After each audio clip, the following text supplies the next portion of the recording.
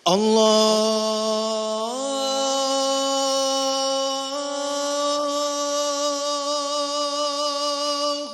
أكبر الله أكبر.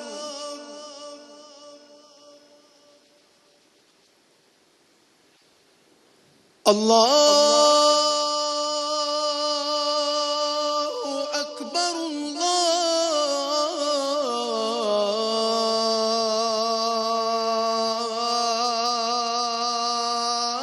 الله أكبر.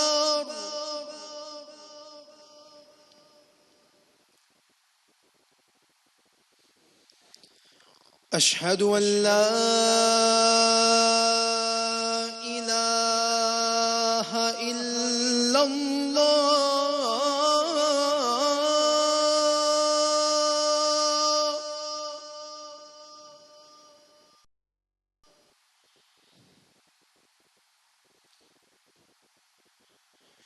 أشهد أن لا إله إلا الله.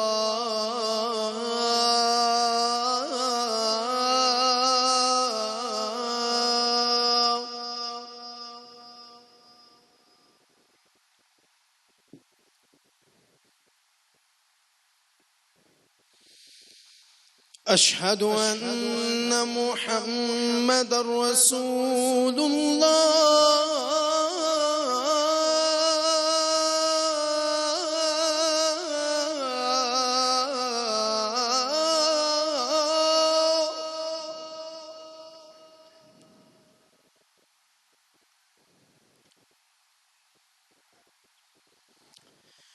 أشهد أن محمدًا رسول الله.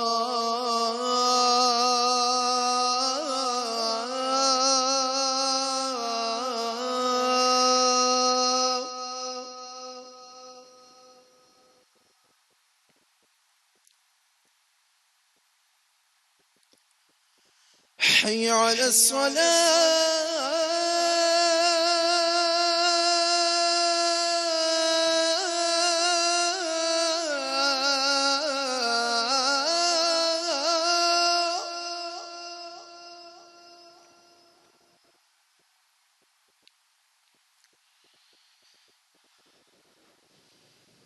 حي على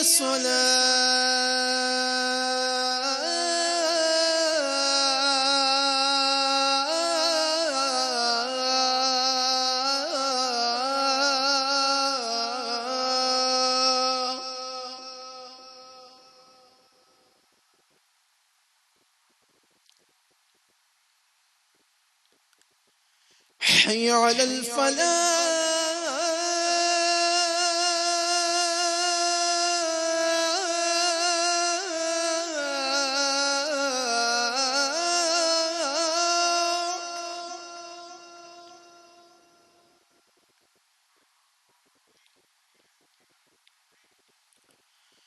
حي على الفلاح.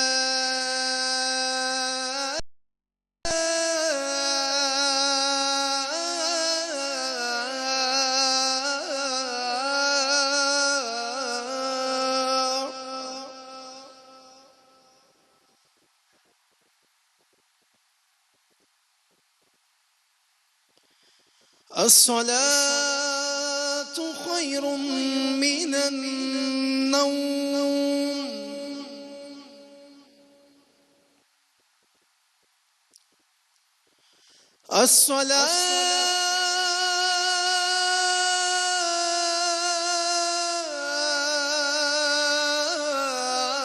الصلاة خير من النوم.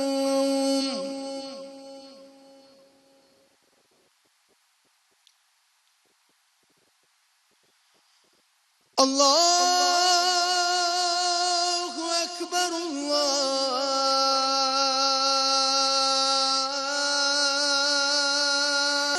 الله أكبر.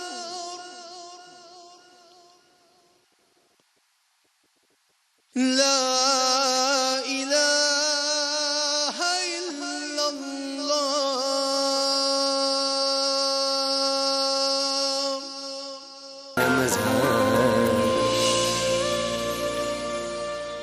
السلام عليكم ورحمة الله وبركاته. الحمد لله الذي كتب الآثار ونسخ الآجال، والقلوب عنده مفضية والسر عنده علانية. الحلال ما أحل والحرام ما حرم، الدين ما شرع والأمر ما قضى، الخلق خلقه والعبد عبده، وهو الله الرؤوف الرحيم.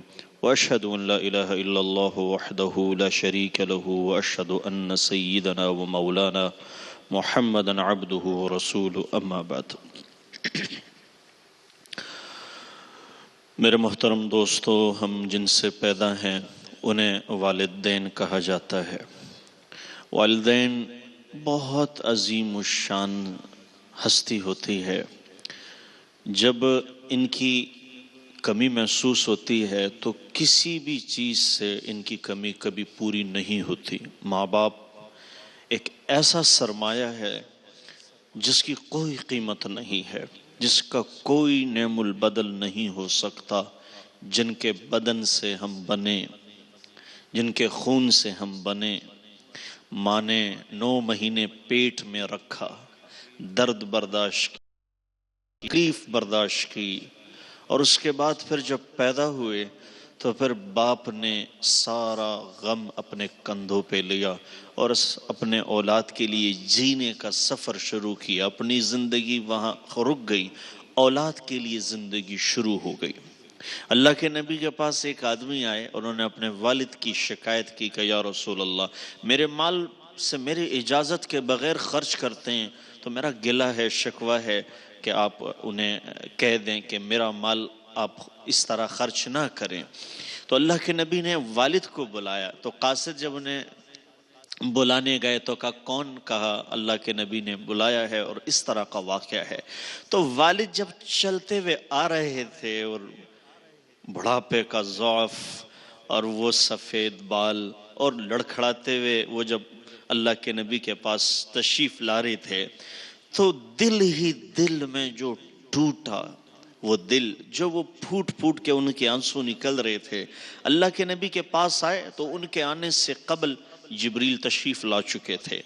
اللہ کے نبی صلی اللہ علیہ وسلم ان سے مخاطب ہوئے کہ وہ اشعار تو ذرا سنا دیں جو آپ نے کہے ہیں، اور یقیناً ہمیں پتہ ہے کہ آپ کے کانوں نے بھی نہیں سنے. وہ اشعار سنائے. تو کہا یا رسول اللہ، آپ کو کیسے پتا چلا؟ میرے ماں باپ آپ پہ قربان، آپ کو کیسے پتا چلا؟ وہ تو میں نے دل ہی دل میں کہے، میرے کانوں نے بھی نہیں سنے، میں نے خود نہیں سنا. آپ کہا مجھے جبریل خبر دے کے آ گئے کہ آپ نے جو اشعار سنائے ذرا اشعار ہمیں سنائے. تو انہوں نے اشعار جب شروع کیے، عرب تو پیدائش جب ان کی ہوتی ہے تو شاعری تو ان کا شغف ہوتا ہے. تو انہوں نے وہ شاعری شروع کی کہ بیٹا جب تو پیدا ہوا ہم نے اپنے لیے جینا چھوڑ دیا، ہم دونوں نے تیرے لیے جینا شروع کر دیا، ہم نے اپنی خوشیاں چھوڑ دی، تیری خوشیوں پر قربان کر دی، اپنا کھانا چھوڑا تمہاری بھوک کے لیے، اپنا جینا چھوڑا تمہاری زندگی کے لیے، اپنا سکھ چھوڑا تمہیں راحت دینے کے لیے.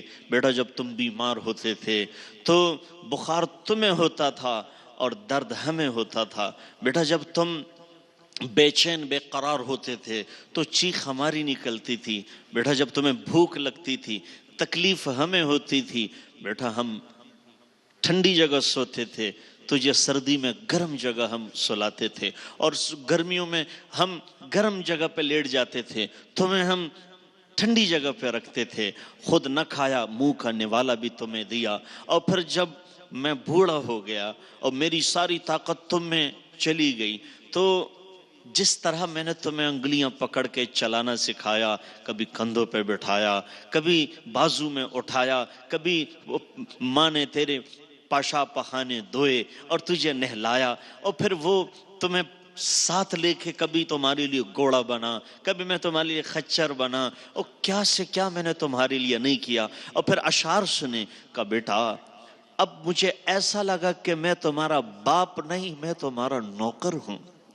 بیٹا اگر نوکر ہی سمجھنا تھا تو تم پڑوسی ہی سمجھ لیتے کہ پڑوسی سے پوچھ بھی لیتا ہے، پڑوسی کا درد پوچھا جاتا ہے تو پڑوسی کی حیثیت سے میری خبر لے لیتے، پڑوسی کی حیثیت سے میری خبر لے لیتے ہیں۔ تو یہ اشعار اللہ کے نبی سن رہے ہیں، داڑھی بھیگ گئی مبارک آنسوں سے۔ تو آپ نے اس صاحب کو جھڑک کے کہا جو والد کی شکایت لے کے آئے تھے، جھڑک کے کہا کہ تمہارا سارا مال تمہارے والد کا ہے، تمہارا سارا مال تمہارے والد کا ہے۔ اگر ماں کے پاؤں تلے جنت ہے تو باپ بھی دروازہ ہے، بغیر دروازے کے تو جنت میں کوئی جا نہیں سکتا۔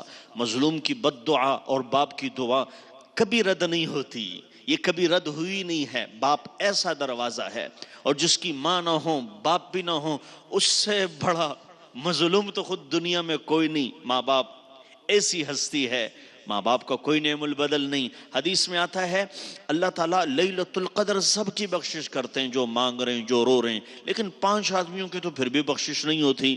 ان میں سر فہرست مشرک ہے جو اللہ سے کسی کو شریک ٹھہرائے، دوسرا شاحن دل میں بغض رکھنے والا، کینہ رکھنے والا، اور تیسرا المسبل تکبر کرنے والا، اور حاق لوالدی والدین کو تکلیف دینے والا، اور 5واں ومدمر خمر شراب پینے والا۔ اس کی تو بخشش کبھی بھی نہیں۔ لیکن یہ جو والدین کا حق ہے، موسیٰ علیہ السلام پوچھتے ہیں یا اللہ میرا جنت کا ساتھی کون ہے؟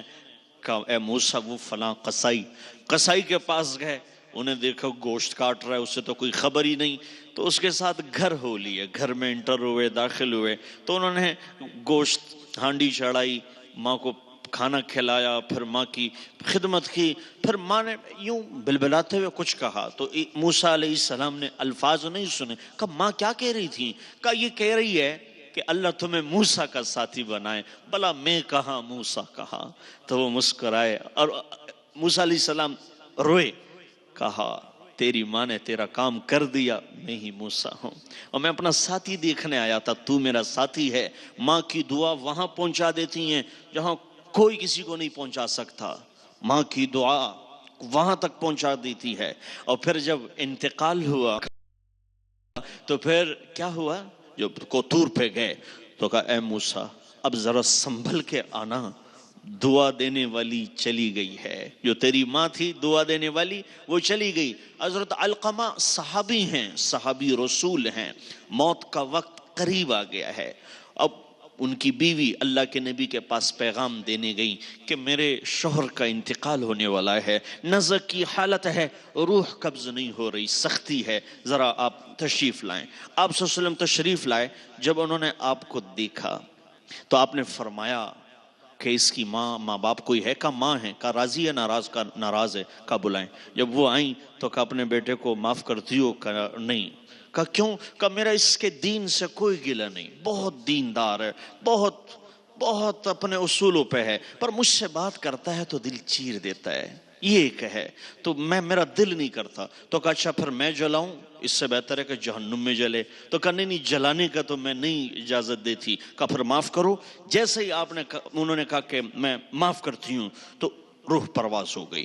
آپ نے جنازہ پڑھایا، آپ تدفین میں شریک رہے۔ جنازے کے بعد آپ نے فرمایا جو ماں باپ کو دکھ دے اس پہ اللہ کی لعنت، جو ماں باپ کو دکھ دے اس پہ فرشتوں کی لعنت، جو ماں باپ کو تکلیف دے اس پہ زمین و آسمان کی لعنت۔ نہ ان کا فرض قبول ہے، نہ نفل قبول ہے، نہ اس کا کوئی عبادت قبول نہیں۔ حضرت علی فرماتے ہیں اگر اف سے بھی کوئی کم درجہ ہوتا، جیسے قرآن میں وما تکلم اف، ان کے سامنے اف بھی نہ کرے، قولاً کریمہ کا حکم ہے، تو اگر اف سے بھی کم لفظ ہوتا اللہ انہیں بھی حرام کر دیتے۔ عبداللہ بن عمر کے زمانے میں کوئی آیا کہ میں اپنی ماں کو خراسان سے پیدل حج کرنے لے کے آیا ہوں تو میں نے حق ادا کیا۔ عبداللہ بن عمر فرمانے لگے ہائے آدمی تو کیا بھولا بھالا ہے، جب تیری ماں نے تجھے 9 مہینے پیٹ میں رکھا، اس کے ایک درد کا جب تیری ماں کی منہ سے ایک لفظ نکلا اس کا بھی تو نے حق ادا نہ کیا۔ تو میرے عزیزو،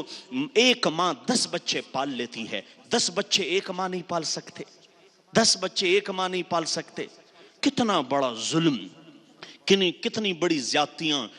مائیں اولاد کے لیے خودکشیاں کر دیتی ہیں، اولاد کی بھوک برداشت نہیں ہوتی۔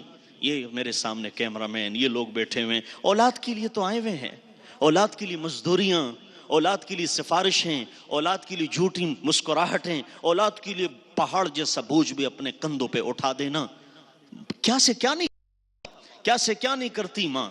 لیکن جب ان کا وقت آتا ہے تو ایسے بدل جاتے ہیں جیسے کسی نے جنا ہی نہ تھا، ایسے آنکھیں پھیر دیتے ہیں جیسے کسی نے پیدا ہی نہ کیا تھا، اور ایسے بدل جاتے ہیں. لیکن یہ وقت پھر لوٹ کے آتا ہے جب اپنی اولاد کہتی ہے خاموش ہو جاؤ، آپ نے میرے لیے کیا کیا، آپ کی کیا اوقات ہے. یہ الفاظ پھر سننے پڑتے ہیں. پھر قیامت کیسے نہیں آئے گی جب نوجوان نسل اس قدر آگے ہو کہ ماں باپ کا احترام ختم، ماں باپ کی عزت و وقار ختم. ماں باپ سے تو پہلے بیٹھنے کا حکم نہیں، ماں باپ سے پہلے کھانے کا حکم نہیں. یہاں ماں باپ کو ذلیل کیا جائے، ماں باپ کو رسوا کیا جائے. زندگی کا پتہ ہی نہ ہو کہ بیوی کا کیا حق ہے، ماں کا کیا حق ہے، بھائی کا کیا حق ہے. جب یہ حقوق پامال ہو جاتے ہیں تو زندگی اس نہج پر پہنچ جاتی ہے کہ اللہ کی پٹکار ہوتی ہے. میرا عزیزو، ماں باپ کی رضا میں اللہ کی رضا ہے. جس سے ماں باپ راضی ہو گئے اللہ بھی اس سے راضی ہے. ماں باپ جس سے ناراض ہو گئے اس کا کوئی ٹھکانہ نہیں ہے، اس کا کوئی ٹھکانہ نہیں. تو میرے عزیزو، اللہ ہمیں ماں باپ کی خدمت، یہ رمضان تو ہے ہی اپنی برکتوں کے ساتھ، ماں باپ کی خدمت لے کے جو عروج ملتا ہے، یہ ان کمزور، یہ جو چڑچڑا، یہ جو ان کو کچھ نہیں سمجھ میں آتا، یہ جو کم سنائی دیتا ہے، اللہ کی قسم ایک دفعہ دن میں ان کو دیکھ لو. حدیث میں آتا ہے مقبول حج کا اجر اللہ دے دیتے ہیں. آپ کے گھر میں آپ کے بابا موجود ہے، آپ کا پیر تو گھر میں موجود ہیں. ان کی خدمت کر کے اگر آپ نے جنت نہیں کمائی، باہر سے کبھی نہیں ہو سکتا. اللہ تعالیٰ ہمیں عمل کرنے کی توفیق بخشے.